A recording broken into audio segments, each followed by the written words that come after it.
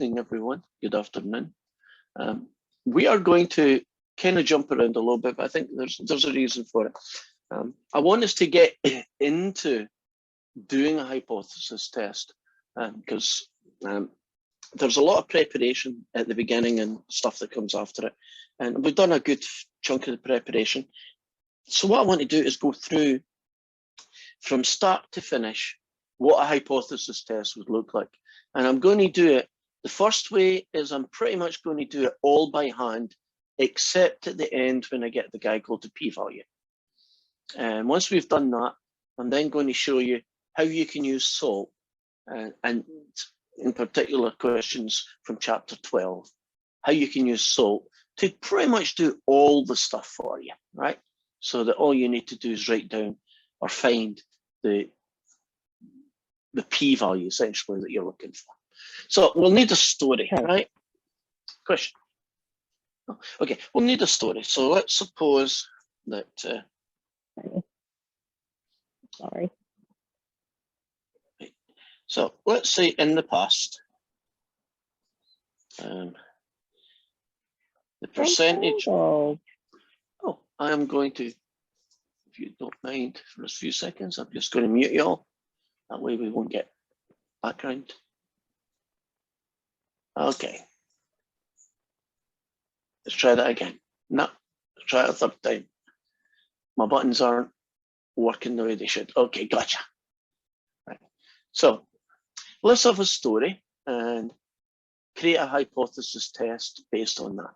So I am a scientist, a social scientist, to be more accurate, and I am interested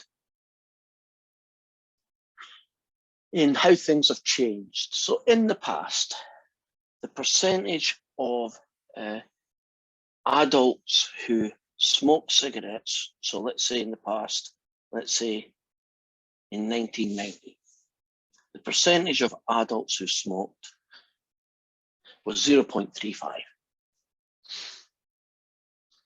And we believe that the smoking habits of Americans have changed. And what we believe is that they have gone down, right? So I want to test, my hypothesis is I want to test that the percentage of people who smoke has reduced.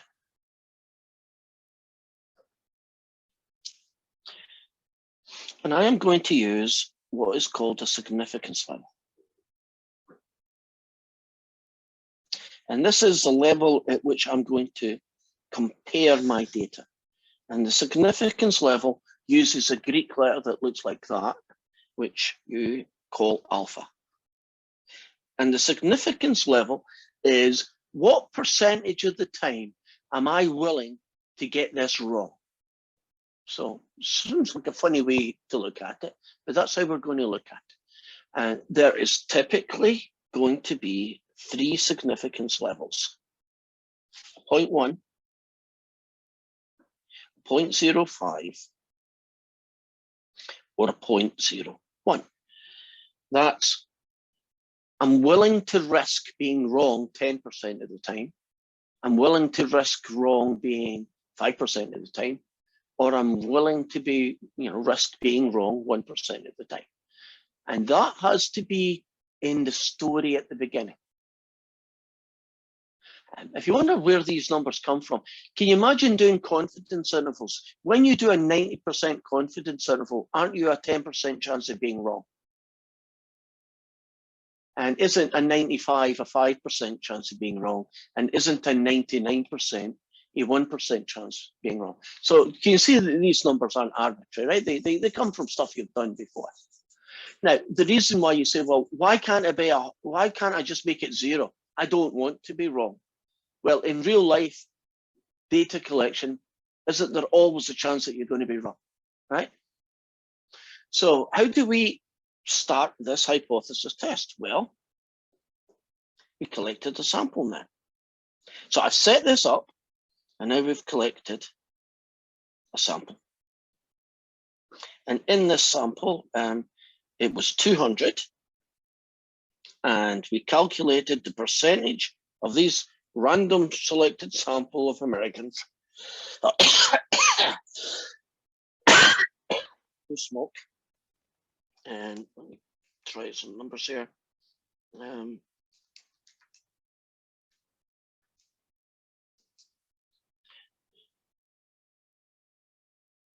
And 60 were smokers. Now, would you agree that 30% is definitely less than 35? So we collected means today kind of thing, right? We collected a sample of 200, and we are going to use that as our evidence, right? This sample. Now, would you agree that 30% is less than 35? And you might argue, well, that's it, we're finished. Right, it's gone down, it's now 30%. It used to be 35, none to see here, I've answered my question, let's walk away. Well, we're not allowed to do that because we know from experience that when you do a sample, isn't there a variation of your sample? This particular sample was 30%, but couldn't end up doing another one and it was 36, which case it's going up. I could do another sample of 200 and it might be 32 and then one's 33 and it's all over the place, right? So you can't base your answer solely on the sample value, 0.3. But we will be using it. So let's start with step one now. So here we describe the story. Oh, a little pink, purple there. Here we describe the story. And here is our sample. Step one. Find the null and alternate hypothesis based on what our story was about. Well, in the past, the percentage of smokers was 0.35. Isn't the alternate going to be that it's reduced? Are you happy about the null and the alternate hypothesis based on my story, right? 35 equals, has it gone down? This guy doesn't appear yet, he appears later. This always comes from, right, the null, nothing to see here, right? It's still 35, or maybe it's gone down, we'll find out. Now, verify that the test statistic and all the stuff you can do, right? Was this a random sample? Yep. Was n p hat and n1 minus p hat, was it bigger than 10? Can you trust me? The guys who said yes was 60 and the guys that said no was 140. So would you agree it does all the good stuff that you need? So in step two, we calculated p hat. And we checked that we could do the thing in the first place. So far, so good. Now, step three.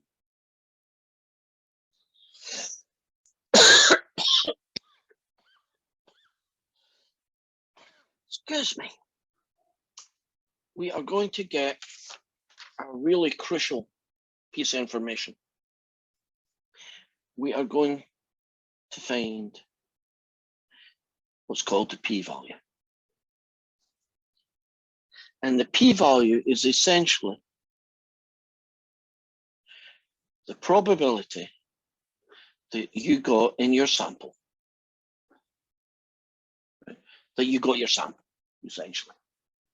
So how unlikely or how likely was that as a sample? Oops. That as a sample. Now, to get the p-value,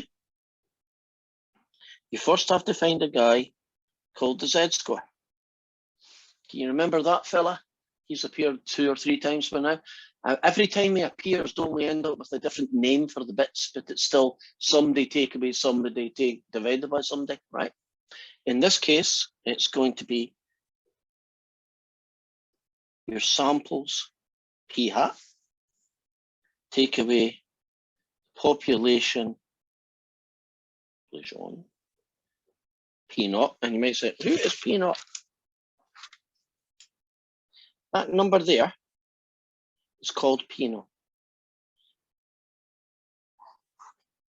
And the whole thing is divided by the standard error, the p-hat. Now, to be able to get all these pieces, some of which we know, but one in particular we don't know, is we need to find what this fella is equal to. And there are two possible versions of this guy.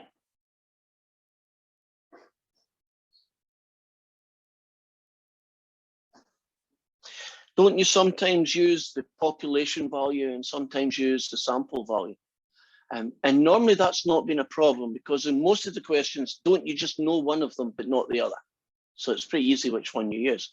But in this story, we actually do know that guy, and we also know that guy.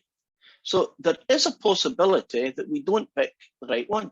So you might say, which one is it? In fact, it's that one. You use a population value. So the standard error in a hypothesis test always uses this guy. So it's going to be P0, 35. One takeaway 35 is 65, and divided by 200. So it's going to be the square root of 0.35 times 0.65 divided by 200, and roughly 0.034. So now I can get the z-score. And the z-score is 0.3, take away 0.35 divided by 0.034. And that I know is negative, I don't know what, so I'll do it in the calculator. 0.3 take away 0.35 divided by 0.034. And the answer I get is negative 1.471.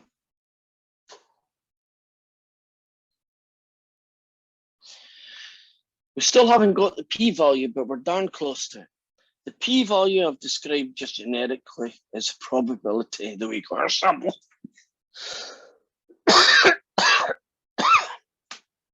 That becomes this fella. The probability of getting a p-value is the chance that you get a z-score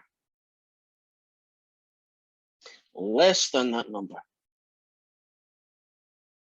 And you might say, well, why is it less than? Maybe it could be more than.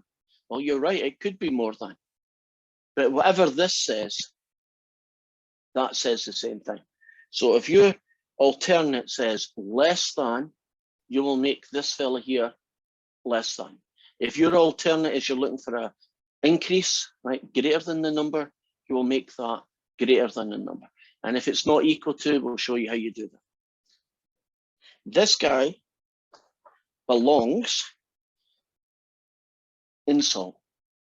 There isn't any way you can't, well, technically you could do that in your calculator, but really it's not worth it. So I'm going to show you how to get the probability of a z-score less than this fella. And it's been a while since you've done that guy. Right. So here I'll hit the sort button. There we go. Now, make sure that you're in distribution calculation. Make sure it's normal. 0 and 1 are perfect. Don't we want a less than? So do you see, click on left tail and go down here to the z-score and put in the number that you were looking at, which is negative 1.471. And there's your answer. It's 0.07065.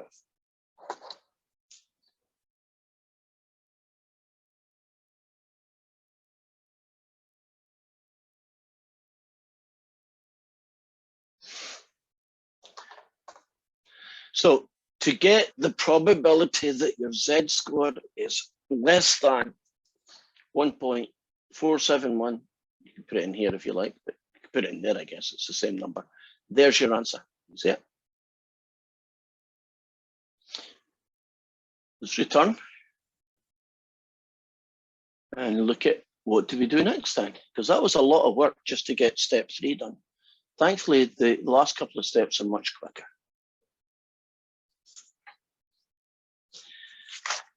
Step 4 is to make a conclusion comparing your p-value to the significance level.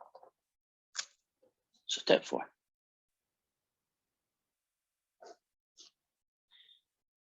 Compare p-value to significance level alpha.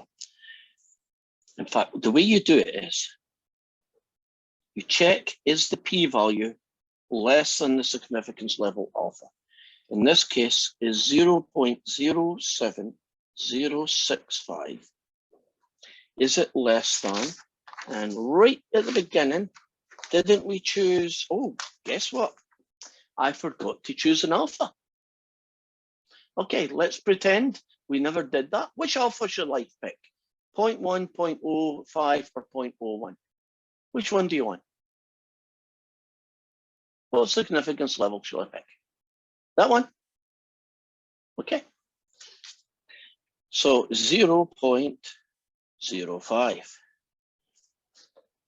Now, if your p-value, right, the guy we just calculated a few moments ago, if your p-value is less than that, right, then you can say you found evidence, right? You've managed to prove that smoking has gone down.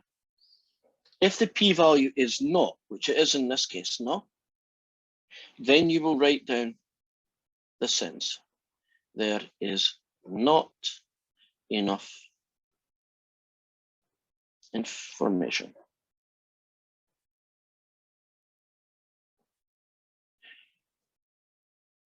to reject H. No. Can we pretend we did another story?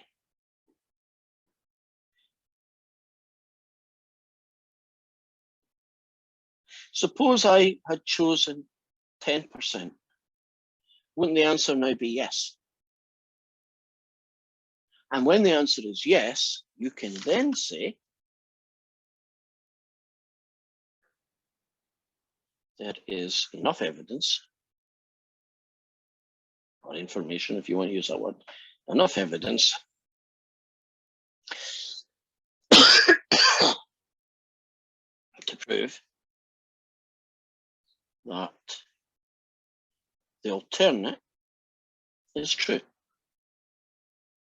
Now that's an interesting issue here.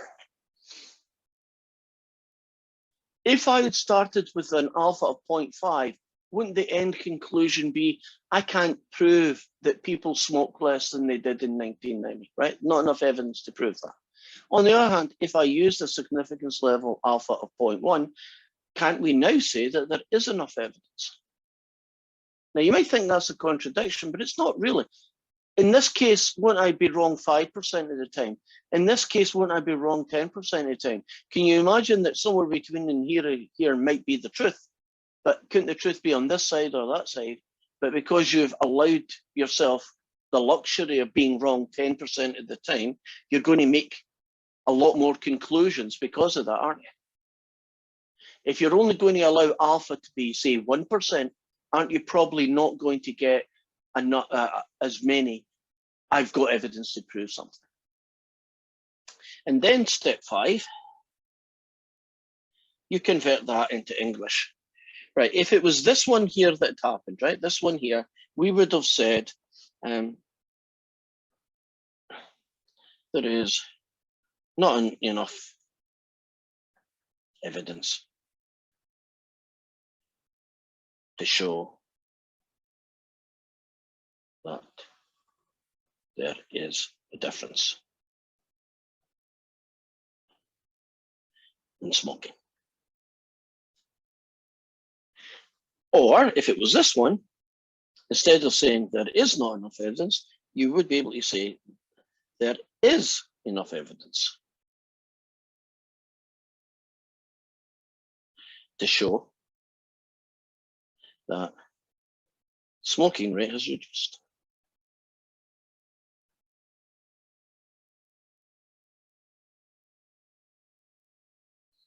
And that process from start to finish is called a hypothesis test. So in this particular one about the smoking habits over a time period, it depends on what significance level I chose. The answer might have been, I haven't found enough evidence to show there's any real difference. If I used this significance level, I have managed to prove it. Which one of them is true?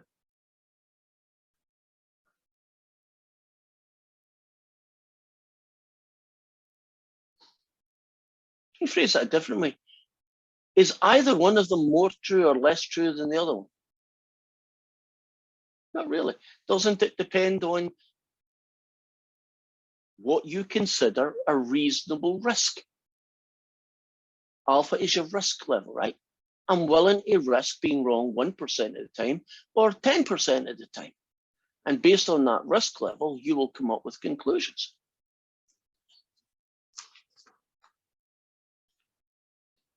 Okay, so, excuse me. I don't even smoke. I've got smoker's cough. Let's show you some, one step in particular.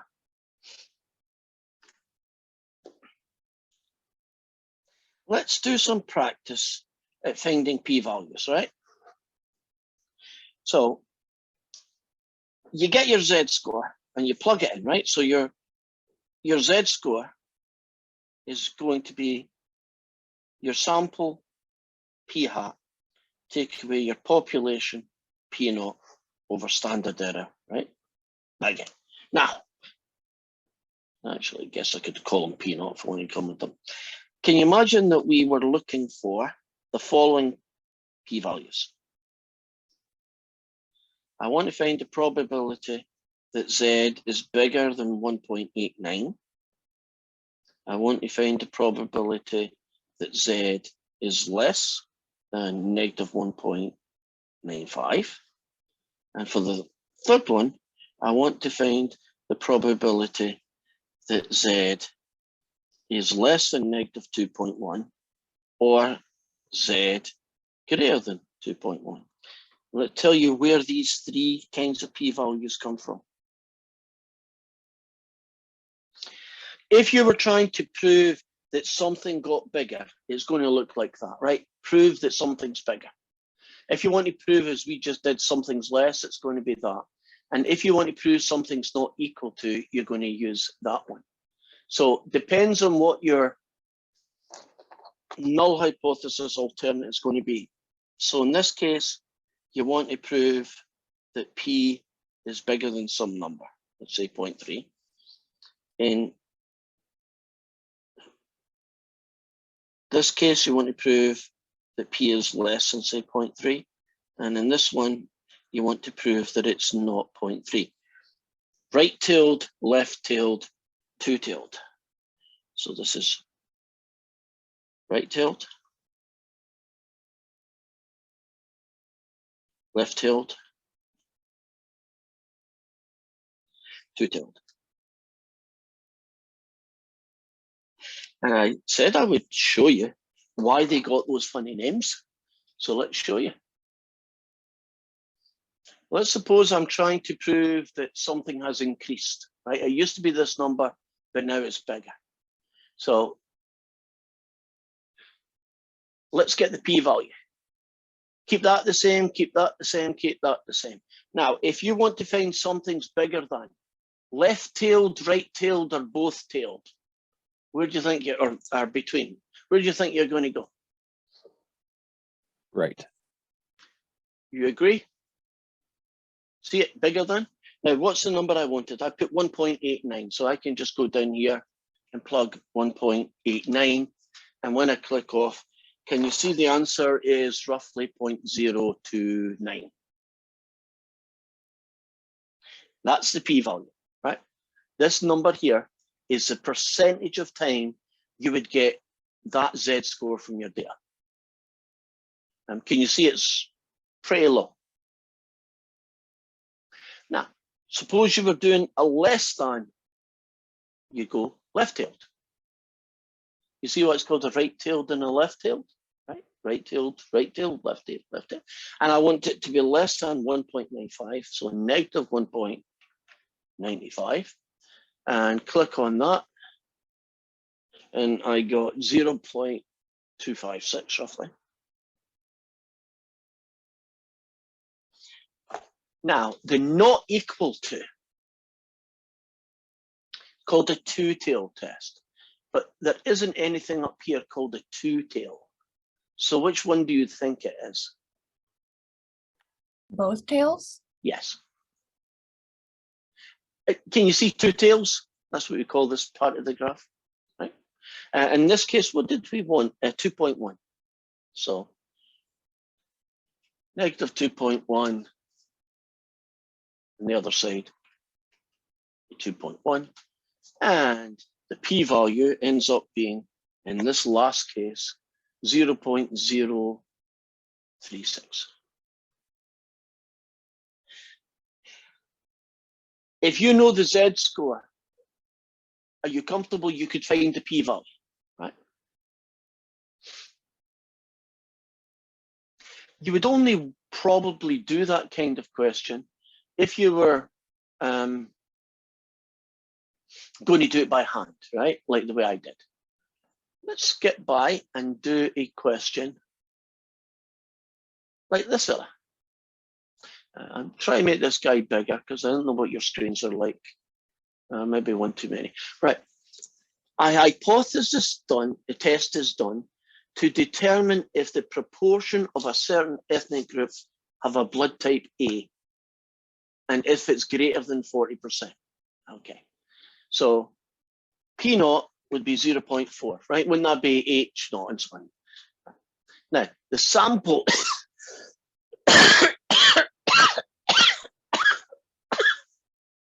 God, fed up with this thing. In this case here, the sample that they used was 1,000 people and 460 had that. If you do a quick division, are you happy about the p hat would be 0.46? Now, you want to get the p-value. Wouldn't I have to do some calculations here? Right? So, based on what you can see here, I'm writing down, although you can't see it right now, the z-score. And it's going to be p hat take away p naught over the standard error, right? So we have to go back and do this by hand, and then we'll come in and we'll be able to use salt to do the rest. So here we go.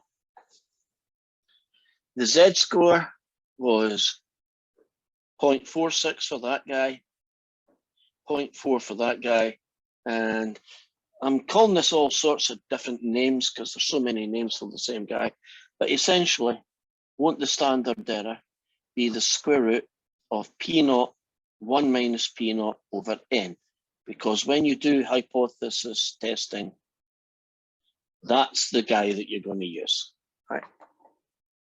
So I'll do it over here then.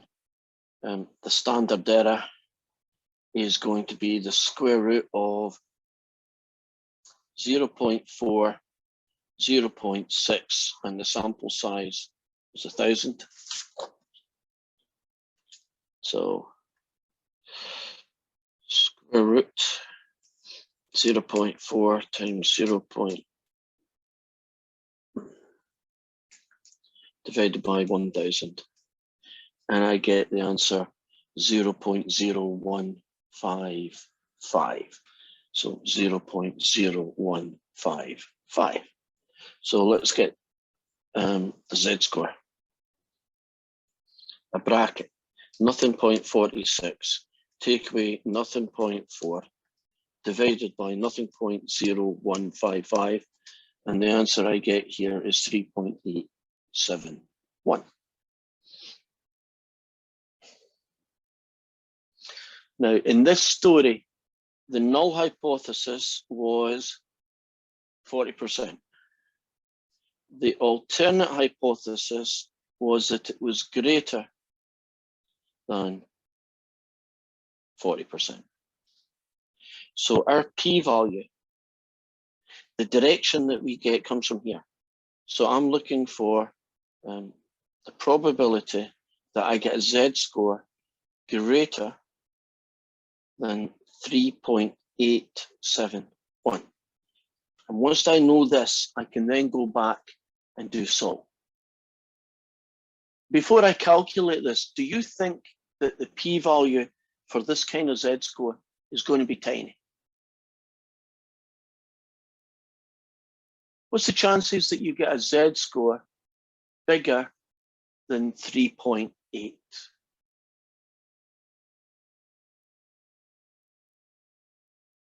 Oops, I'll have to go back in and share my window. Well, can you remember Z-scores have a range, -3 to 3.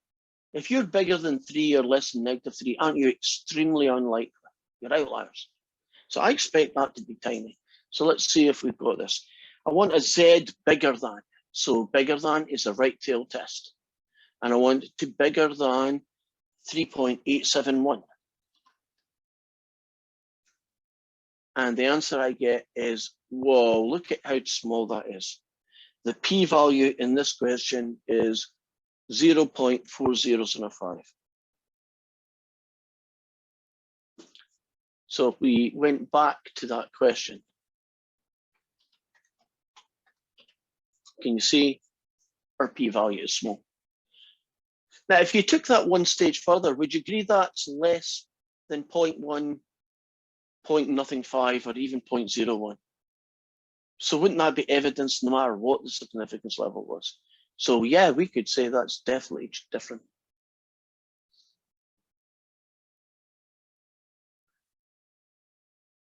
Okay, in each of the following, determine whether the conditions for conducting a Z-test for proportions are met. Okay, a company employs 500 stockbrokers. They are all surveyed to find out whether a majority believe that the market will go up in the next year. I'm not sure why they would say it's a Z-test. I would just say for a sample.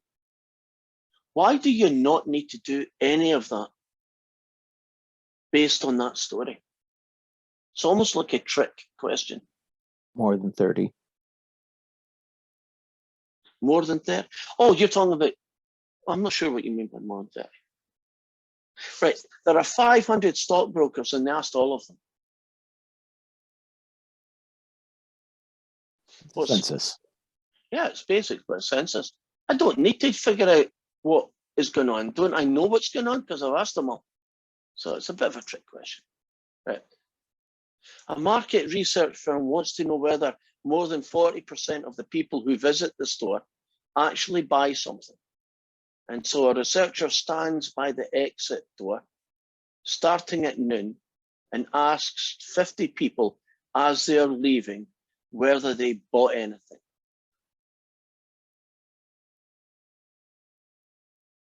Do you find anything wrong with that, Sam? I'm not thinking statistically, but just collecting data. Do you think a guy standing at the door and saying, "Did you buy anything?" might cause problems?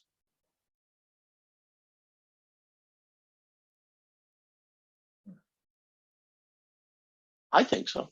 What kind of problems do you think might happen? Which is why the data is biased.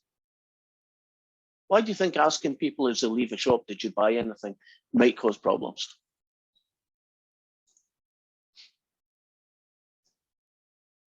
Lauren was nodding her head with me. Why do you think it would cause problems, Lauren? I could start a fight. Like, did you buy something? Why do you want to know if I bought something? Do you think I've stole something? Yes, I'm not telling you. It's none of your bloody business if I bought something, right? You know, sue me.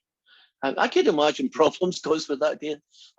If you wanted to collect that data, couldn't you just use cameras and just, you know, every person that comes in or every second person to win, just use the cameras to see if they bought something? I mean, yeah, I just don't like the data for that reason. I don't know if that's why they have a problem, but that's the problem I've got.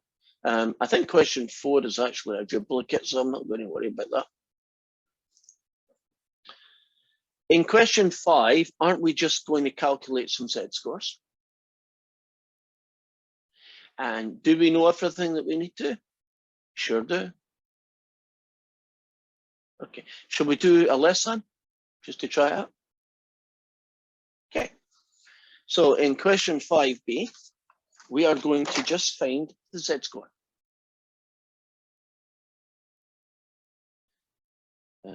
We have a null hypothesis. Oh, I'll put you on the picture, that way you can see it.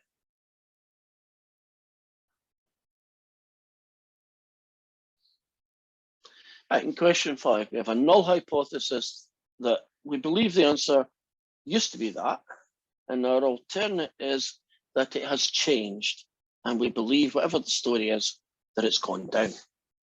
That's fine.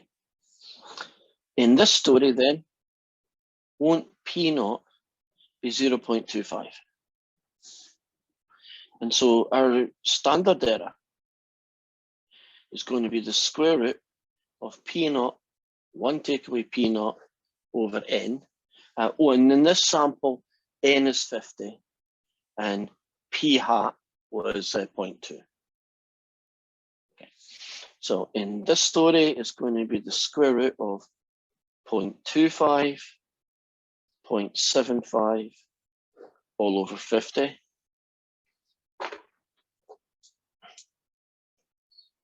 Square root 0.25 times 0.75 all divided by 50, and I get roughly 0.061. So my z-score is P hat take away P naught over the standard error guy. P hat is 0.2, P naught is 0.25, and the standard error is that guy.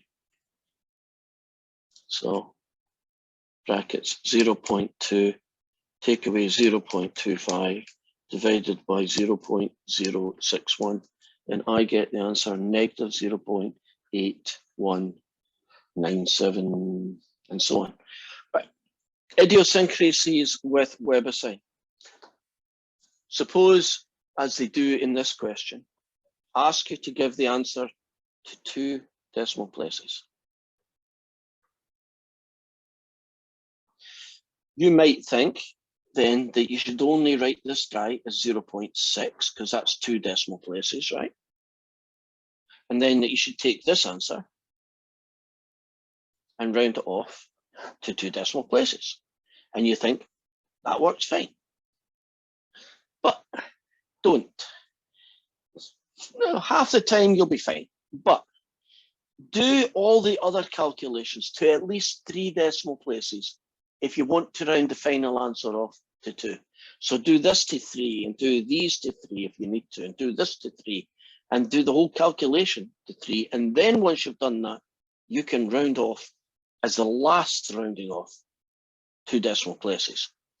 Otherwise, you end up with the answer negative 0.81 or negative 0.84, and WebAssign says you're wrong. Can you see how that can happen quite easily with rounding off? So just be aware that that's a little hiccup. You can't really, just work to 3 or 4 and then round off at the end and you'll be fine. Oh, they didn't ask us, but let's pretend they did for my last question. What would the p-value be? Well, it's a probability you get a z-score. It's connected to the number 0.82. Do you see how here it's less than? That would be less than. And so that'll give me a chance to do one more version of calculating a z-score using SOLV.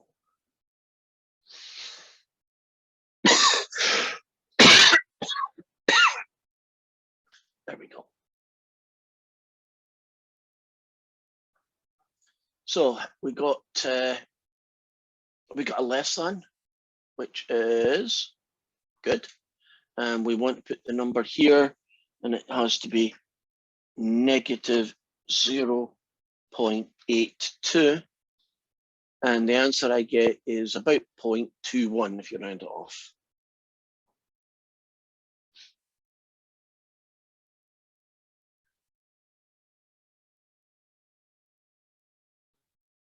If you just return back, if you look at this guy,